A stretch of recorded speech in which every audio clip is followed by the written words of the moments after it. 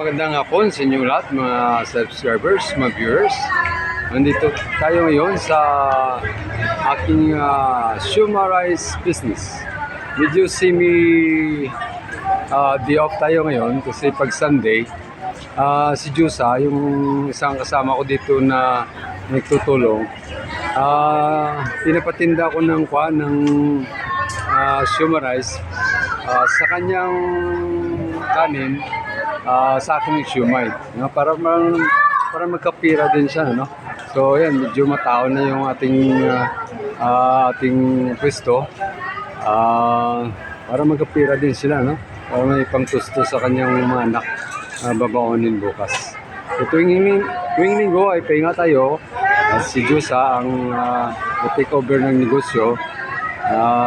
Bilangan na lang kami ng siumay kung magkano siumay ang nabibili, no? Sa kanyang sa kanin. Okay? So, tuloy tayo at papakita ko pa sa inyo yung mga nangyayari dito.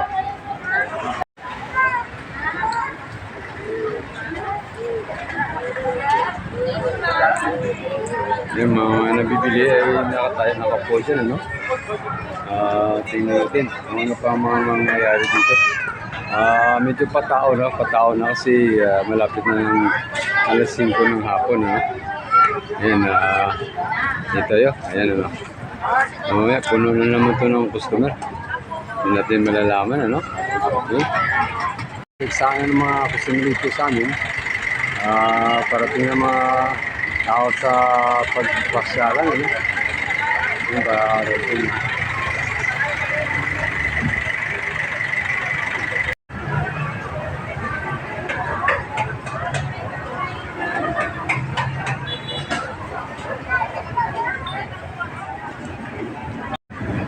Sumpo ka na.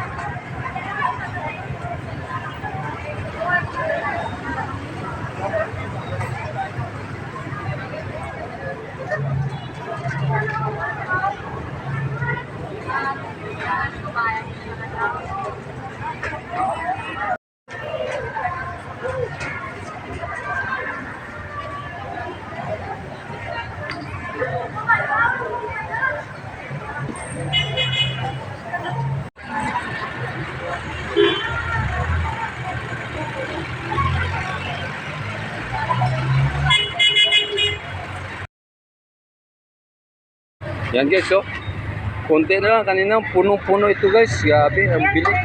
Oh, magkano yan? Magkano isa? 25? Oh, 25. 25 lang yan? 85. Pero tingnan nyo, laki oh. Maraming customer rin dito. Nauubos palagi. Oh, yan, kanina kitang-kita ko, punong-puno to eh. Yan, tama, pag kinain ka ng summarize, kain ka ng chicharon. Ayan. Medyo naubos-ubos na rin, no? Pero itong masarap na chicharon, nakatikim ako nito eh. So, regards ka dun sa kapatid mo sa Amerika? Di ba sa Amerika yung kapatid mo? Nakita ko sa Amerika. Okay, hello. Hello. Yung ngalan niya? Ayan, no? Ayan, Tindaya. Sa Amerika yan, may kapatid ko dun sa Amerika, no? So, yan, si Papa Lips, nagtitinda ng sumaray. Medyo makakon na rin, no? Matindi na rin ang bilihan dito. Okay?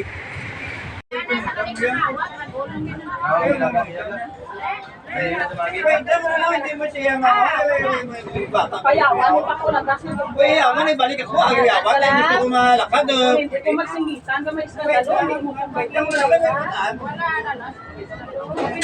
Uy, mo ngani siya din siya. Di ako na bakal sa gali, abi gali klase.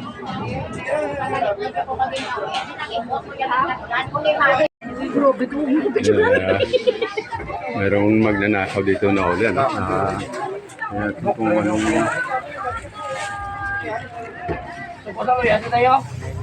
yung magnanakaw na uli. Ako na.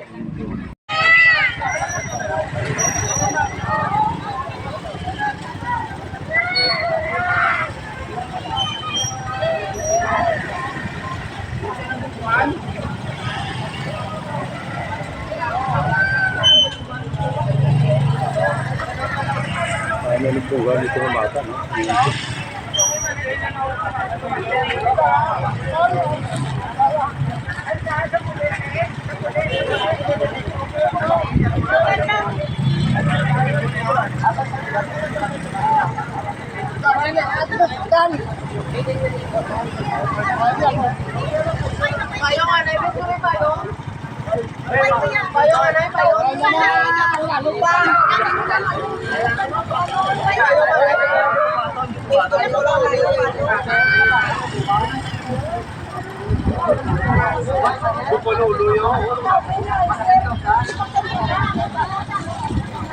Yung guys, no, na nakita nyo, na dalawang mga nangyayari nung ako'y namamalingki ng aking ingredients at pangangailangan sa summarize. So, kawawa yung bata doon, ano? So, yung isang magnanakaw doon ay talagang hindi natin alam kung anong pangangailangan niya, bakit siya ay nagnakaw, ano? Pero, sige lang, wala tayong magawa. Yan ay mga nangyayari sa buhay. Okay, once again, thank you so much for watching and God bless you all.